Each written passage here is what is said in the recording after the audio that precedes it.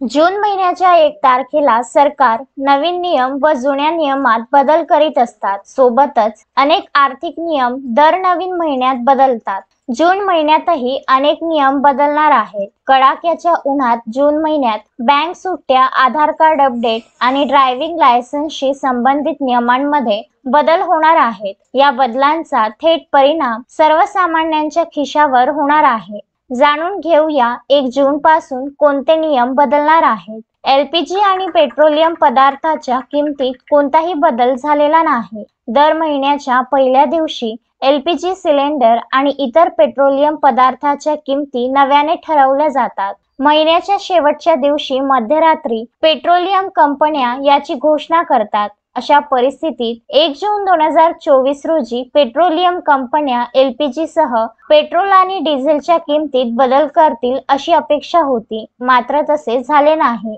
Driving लायसन्ससाठी आरटीओला जाण्यापासून दिलासा मिळेल. 1 जून पासून नवीन वाहतुकीचे नियम लागू होत आहे. नव्या महिन्यात ड्रायव्हिंग लायसन्स काढण्यासाठी आरटीओ मध्येच परीक्षा देणे आता बंधनकारक राहणार नाही. अशा स्थितीत ड्रायव्हिंग लायसन्सची परीक्षा उत्तीर्ण होण्याची प्रक्रिया आता सोपी होण्याची अपेक्षा आहे.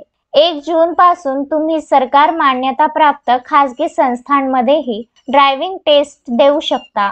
यामुळे लोकांना ड्रायव्हिंग लायसन्सची चाचणी देण्यासाठी आरटीओला जाण्यापासून वाचवले जाईल. नवीन वाहतूक नियमानुसार वाहतुकीचे नियम अधिक कडक करण्यात येत आहेत. 18 वर्षाखालील व्यक्तींना वाहन चालवल्यास किंवा वाहतूक नियमांचे उल्लंघन केल्यास 25,000 रुपयापर्यंत दंड होऊ शकतो. वाहतुकीच्या नियमांचे उल्लंघन केल्यास परवाना रद्द तर होईलच, पण 25 वर्षासाठी नवीन परवानाही दिला जाणार नाही. वाहतूक नियमांचे उल्लंघन केल्यास 1000 ते 2000 रुपये, लायसन्स शिवाय वाहन चालवल्यास 500 रुपये, हेल्मेट न घातल्यास 100 रुपये दंड आकारण्याची तरतूद आहे.